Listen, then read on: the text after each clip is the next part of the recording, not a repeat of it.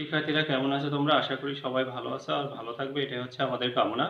তোমাদেরকে আবারও আমার ইংরেজি ক্লাসে স্বাগত জানাচ্ছি। তোমাদেরকে পড়াচ্ছিলাম যে রাইট ফর্ম অফ ভার্ব যেখানে পড়ানোর কথা ছিল তার আগে আমি ভার্বের ক্লাসিফিকেশন নিয়ে কথা বলেছিলাম। তোমাদের যে ভার্বের ক্লাসিফিকেশন সেখানে যে ফিনিট এবং নন ফিনিটের মধ্যে আসলে যে ভাগ ছিল তা হচ্ছে ইনফিনিটিভ, পার্টিসিপল এবং জিরান্ড। এখন ইনফিনিটিভের গঠন তোমাদের বলেছিলাম টু প্লাস ভি ওয়ান। আর পার্টিসিপল হচ্ছে ভার্বের যে রূপ একই সাথে ভার্ব এবং অ্যাডজেক্টিভের কাজ করে। পার্টিসিপলের ক্লাসিফিকেশনও বলেছিলাম প্রেজেন্ট পার্টিসিপল, পাস্ট পার্টিসিপল এবং পারফেক্ট পার্টিসিপল। এরপরে যেটা ছিল তা হচ্ছে গিয়ে জিরান্ট। জিরান্ট আর হচ্ছে আইএনজি যুক্ত ভার্ব যা একই সাথে ভার্ব এবং নাউনের কাজ করে। এখন একটি বিষয় তোমাদের এখানে বলে রাখি যে ভার্বাল নাউন এবং জিরান্ট এর মধ্যে হচ্ছে যে কিছুটা মিল আছে আবার অমিলও আছে। একটু ভার্বাল নাউন এবং জিরান্ট নিয়ে আমি যদি কথা বলতে চাই তাহলে একটা বিষয় দেখো যে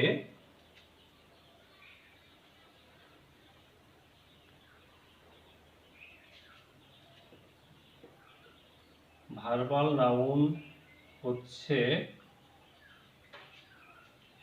সেই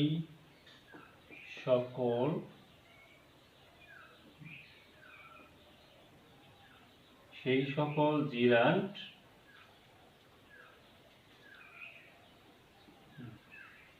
এর কাজ করে কিন্তু ভার্বের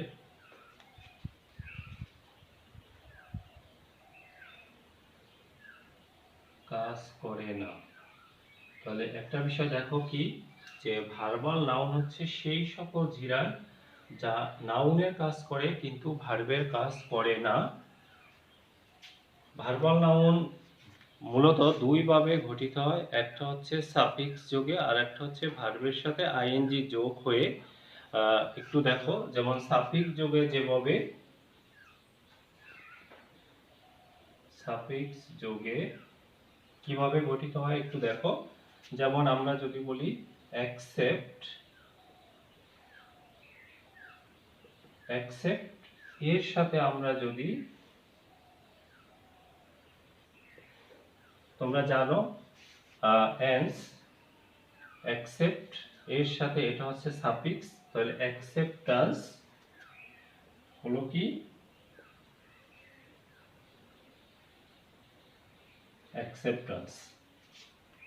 এখানে সাফিক্স হচ্ছে এন্স, তাহলে এই সাফিক্স যোগে এটা যে নাউনের কাজ করলো, অ্যাকসেপ্টান্স হচ্ছে নাউন।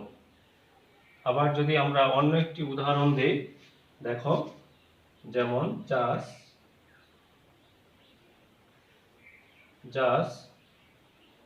এর সাথে যদি আমরা মেন্ট যোগ করি, জাস্ট মেন্ট, তাহলে সেটা নাউন হয়ে যাবে।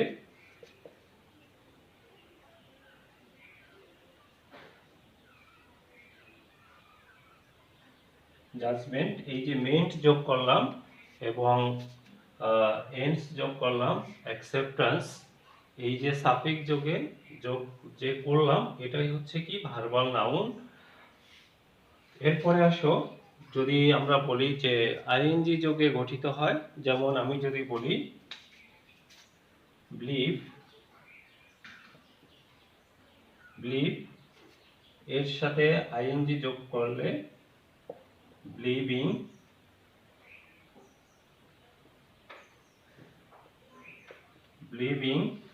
আবার যদি বলি লাভ, এর সাথে আইএনজি যোগ করলাম লাভিং, এগুলো হচ্ছে ভার্বাল নাউন।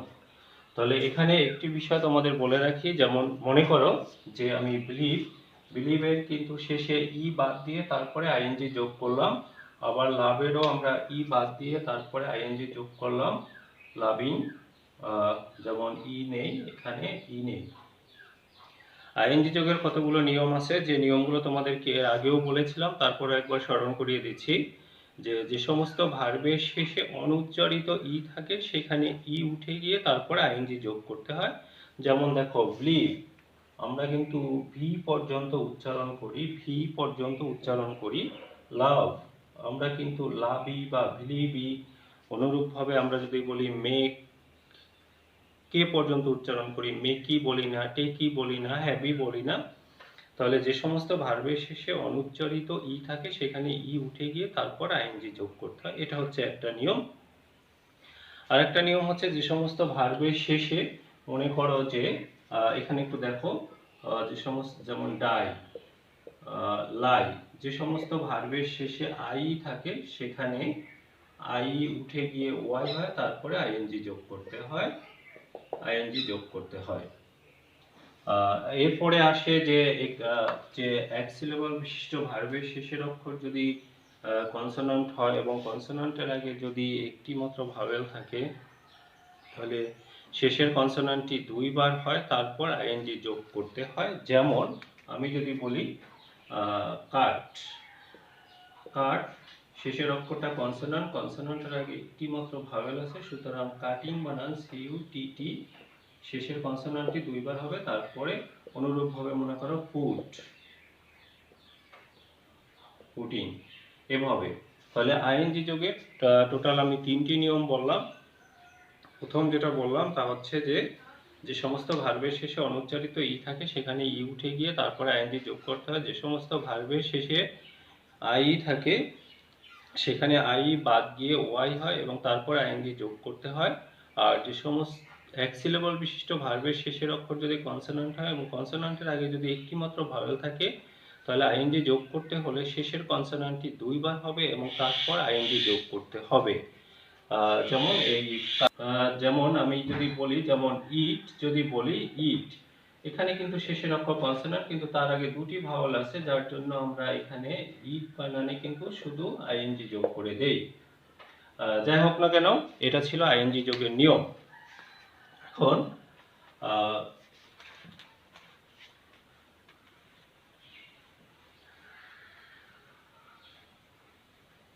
তাহলে এর থেকে আমরা কি বুঝতে পারলাম, যে মূলত ভার্বাল নাউন কিভাবে গঠিত হয়। ভার্বাল নাউন গঠিত হয় সাফিক্স যোগে আর হচ্ছে আইএনজি যোগ করে।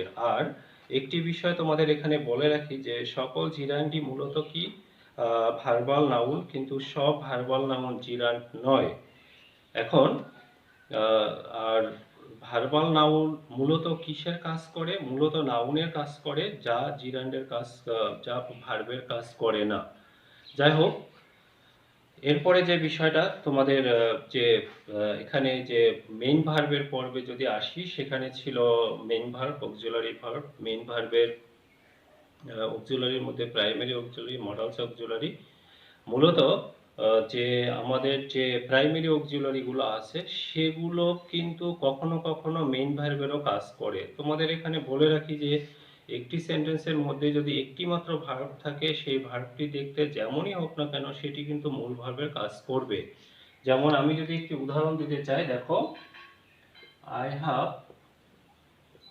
কার, এখানে কিন্তু হ্যাভ, যদিও আমরা জানি যে মানে প্রাইমারি অক্সিলারি আর মডালস অক্সিলারি, প্রাইমারি অক্সিলারির মধ্যে ছিল কি কি, বি অক্সিলারি, তারপর হচ্ছে হ্যাভ অক্সিলারি, আর হচ্ছে ডু অক্সিলারি। বি অক্সিলারির মধ্যে মূলত কি পড়ে, am, is, are, was, were. তারপরে হচ্ছে যেগুলো শেষে বি থাকে, যেমন শ্যাল বি, উইল বি।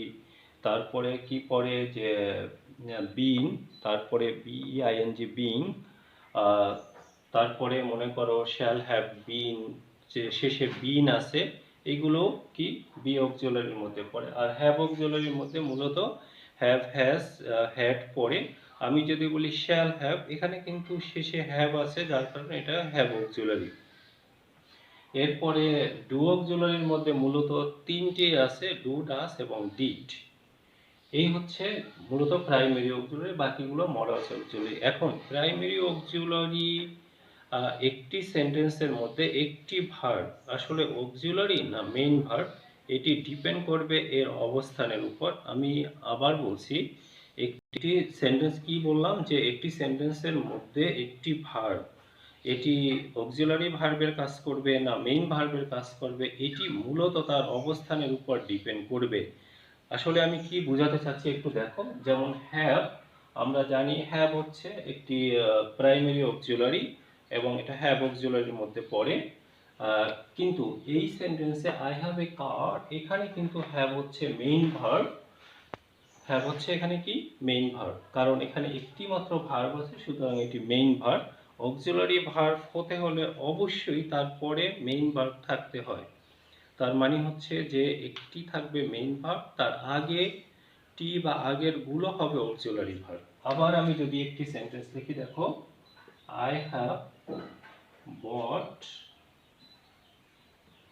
কার। এই সেন্টেন্সে কিন্তু মেইন ভার্ব হচ্ছে বট, আর এখানে অক্সিলারি ভার্ব হচ্ছে হ্যাভ। এখানে কিন্তু শুধু একটি ভার্ব থাকার কারণে এটি হ্যাভই হচ্ছে কি মানে মেইন ভার্ব। তাহলে কিসের উপর ডিপেন্ড করলো? একই হ্যাভ একই জায়গায় হচ্ছে অক্সিলারি ভার্ব, একই অন্য জায়গায় হচ্ছে কি এক জায়গায় হচ্ছে অক্সিলারি আর এক জায়গায় হচ্ছে কি মেইন ভার্ব। মূলত কিসের উপর ডিপেন্ড করলো? এর অবস্থানের উপর এবং এর ব্যবহারের উপর ডিপেন্ড করে এটি অক্সিলারি না মেইন ভার্ব। যদি আমি ঠিক যদি বি অক্সিলারির কথা বলি, যেমন he is a gentle, he is a gentleman, এখানে কিন্তু ইজ হচ্ছে মেইন ভার্ব। আমি যদি বলি হি ইজ ওয়াশিং টিভি, এখানে কিন্তু ওয়াশিং হচ্ছে মেইন ভার্ব এবং ইজ হচ্ছে অক্সিলারি ভার্ব। এখানে হচ্ছে কি মেইন ভার্ব, এখানে হচ্ছে অক্সিলারি ভার্ব।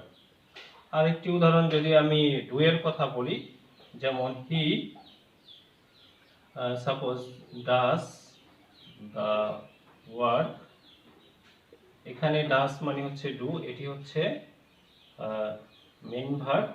আমি যদি আরেকটি উদাহরণ দিই, হি ডাজেন্ট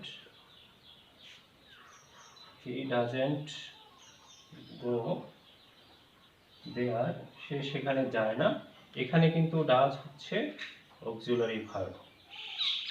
তার মানে হচ্ছে প্রাইমারি অক্সিলারি যে ভার্বগুলো আছে, এই প্রাইমারি অক্সিলারি ভার্বগুলো এর অবস্থানের উপর মানে এর বসার অবস্থানের উপর ডিপেন্ড করে কখনো মেইন ভার্ব কখনো অক্সিলারি ভার্ব।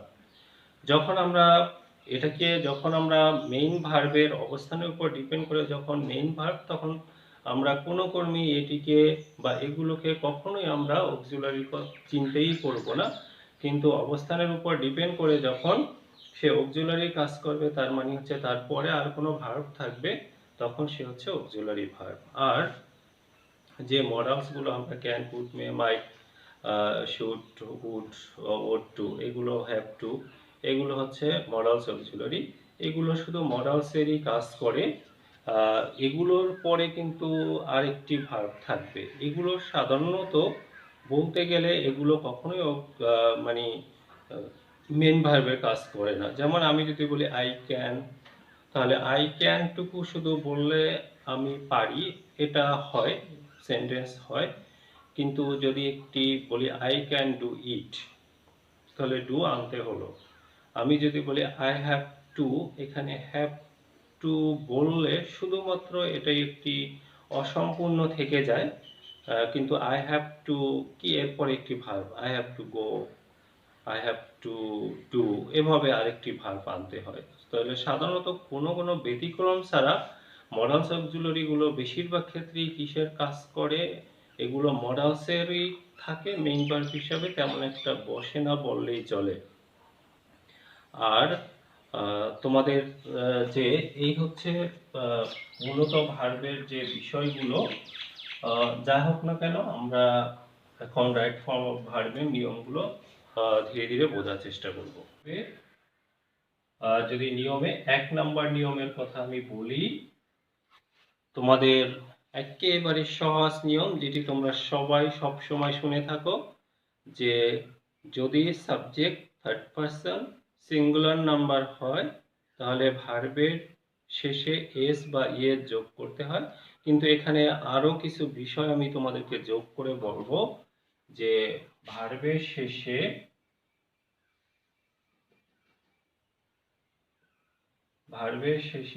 এস বা ইএস যোগ করতে হলে এক শর্ত হচ্ছে এক নাম্বার শর্ত হচ্ছে এ নাম্বার বা এক নাম্বার শর্ত যেটা সাবজেক্ট থার্ড পারসন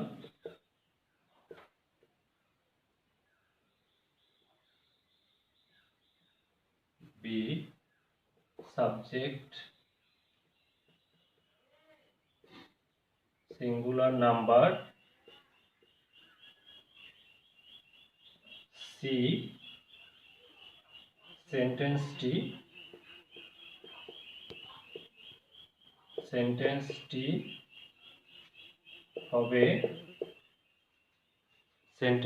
হবে present.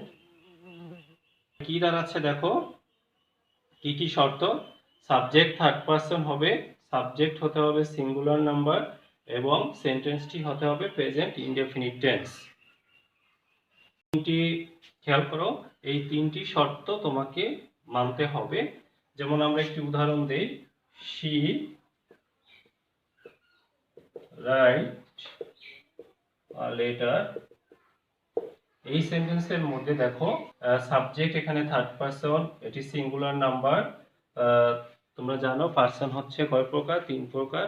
First person, second person, third person. First person হচ্ছে আই আর উই, সেকেন্ড পারসন হচ্ছে ইউ, আর বাকি সব কিছু থার্ড পারসন। আর নাম্বার হচ্ছে 2, একটি বুঝালে হচ্ছে সিঙ্গুলার আর বেশি বুঝালে একের চেয়ে প্লুরাল। তাহলে এখানে শি হচ্ছে আই এবং ইউ বা উই এর বাইরে, এই জন্য এটি থার্ড পারসন। এটি একজন বোঝাচ্ছে এই জন্য এটি সিঙ্গুলার নাম্বার, এবং এটি আমরা অ্যাকর্ডিং টু প্যাসেজ, যেহেতু তোমাদের কি প্যাসেজ অনুসারে থাকে, যদি এটা প্রেজেন্ট ইনডেফিনিট টেন্স তাহলে কি যে এটি হচ্ছে যে যদি মানে প্রেজেন্ট ইনডেফিনিট টেন্স মনে হয় তাহলে তোমাকে কি করতে হবে, এখানে ভার্বের স্থলে রাইট এর জায়গায় কি করতে হবে? রাইটস হবে। তাহলে এই হচ্ছে 1 নাম্বার নিয়ম। এখানে subject third person singular number এবং প্রেজেন্ট ইনডেফিনিটের কারণে এখানে কি হলো, ভার্বের শেষে এস বা এর যোগ হলো। তাহলে যে নিয়মগুলো আজকে বললাম, যে বিষয়গুলো ফিনিট, নন ফিনিট, তারপরে হচ্ছে মেইন ভার্ব হিসাবে কখন বসে, অক্সিলারি কখন বসে, এবং কখন ভার্বাল নাউনের কাজ করে, কখন জিরান্ট বা এইসব বিষয় নিয়ে আজকে কথা বললাম। আশা করি সবাই বুঝতে পেরেছো, এবং বাকি নিয়মগুলো পর্যায়ক্রমে দিব। সে পর্যন্ত সবাই ভালো থাকো, সুস্থ থাকো। আল্লাহ হাফেজ।